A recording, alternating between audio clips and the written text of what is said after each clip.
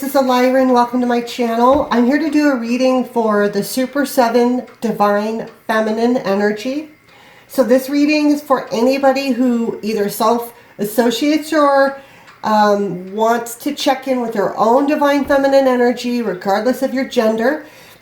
This will be an interpretation of the energy that is playing out on a large scale that is affecting the collective of the Super 7, which are first responders, essential workers, Army, Navy, Air Force, Marines, Coast Guard, and National Guard. So we're going to get started with this energy here, which is the energy that has gone on in the recent past.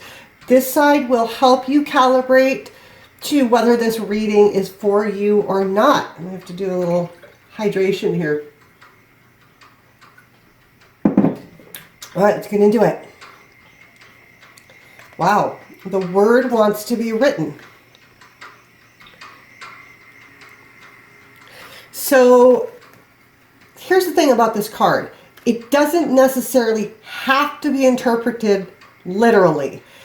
This is the 3D creation or birthing of something into the collective.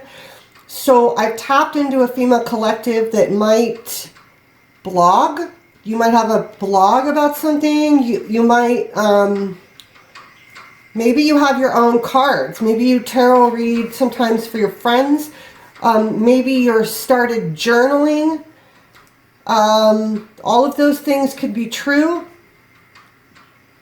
But you've definitely already confronted a creative block and you've birthed something from your higher knowing. So this would be something aligned with a more spiritual nature, or a more 3D version of that would be, it could even be something as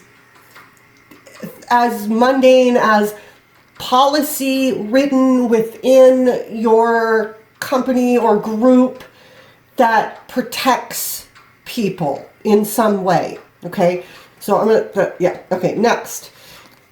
Okay, Angel of Love. I had a feeling that was going to come up, and it did come up in reverse. Door to Romance. Okay, so, wow. Wow. Okay. So this Divine Feminine energy has totally confronted their fear regarding love relationships and karma that goes back, and I'm hearing all the way. They have cleared this out of their lines. It is no longer part of the equation and moving forward. Brokenheartedness, abandonment issues, past life trauma issues, failures, all of those negative experiences in specifically connected to romantic relationships. This female collective or this Divine Feminine energy that I've tapped into has absolutely moved past it. And I keep getting drawn back to this, the word wants to be written. I could be reading for another reader? I don't know, but there's like, there is this energy of this person like owned this shit and like transmuted it into something that they shot out into the public, and it's helping and affecting other people. They confronted their fear. They're no longer trapped in fear at all. This person is fierce. And they have a strategy with what they're doing, how they're executing, moving forward. That's fabulous. So that this collective I've tapped into, very aligned, which is interesting because the Divine Masculine collective that I tapped into, also very aligned. So the other thing that I'm getting from this energy is like a person who may have been very, like an air sign energy, a lot of intellectualism, and something about that didn't work out.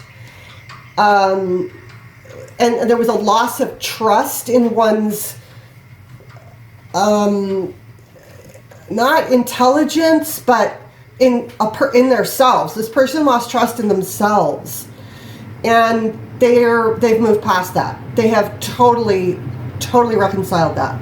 Okay, moving on. So this is the energy of what is at play right now, what messages we need to know right now for Divine Super 7 Collective Feminines. Okay. Wow. So nice. Wow, it's just wowier and wowier. Holy crap. Okay, I was saying that kind of stuff in the Divine Masculine reading. I'm so happy to see these cards.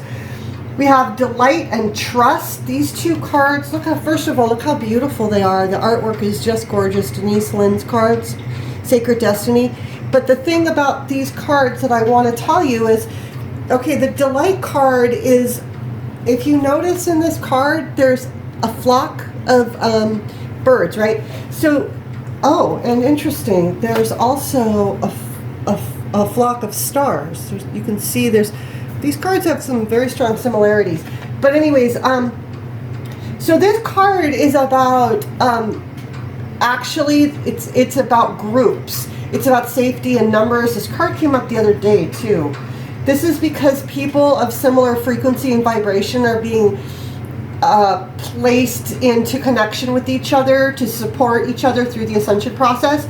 And Spirit is saying to you, trust in that. The collective that is around you right now is one that you are safe within, assuming you continue to exercise discernment, okay? But where you are at right now is safe because your perspective has evolved so much that you can navigate any little trials and tribulations, but more importantly, you're already in a group that is part of your soul tribe.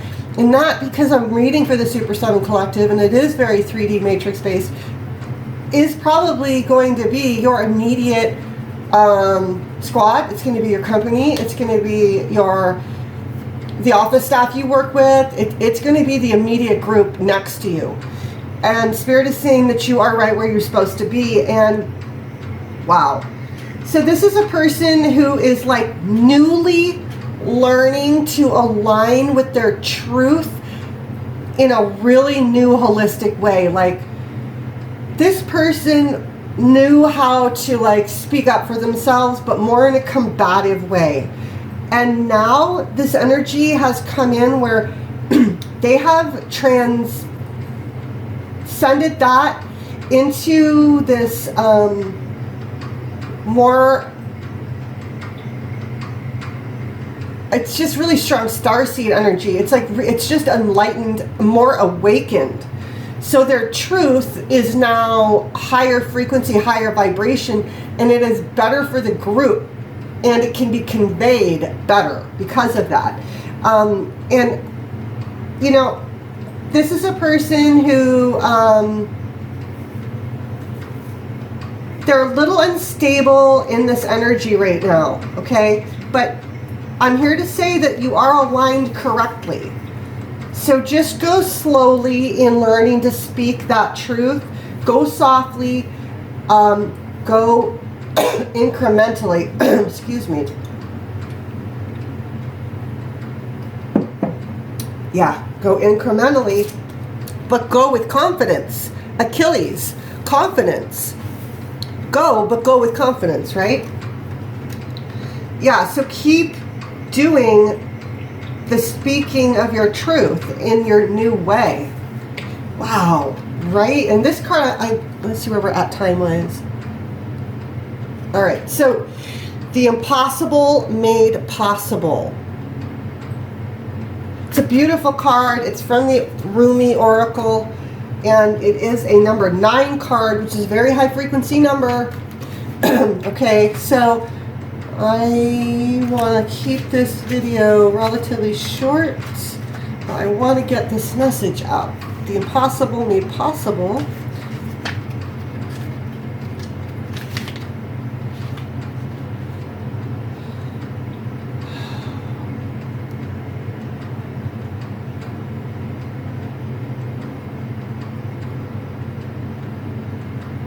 Okay, this is just taking forever.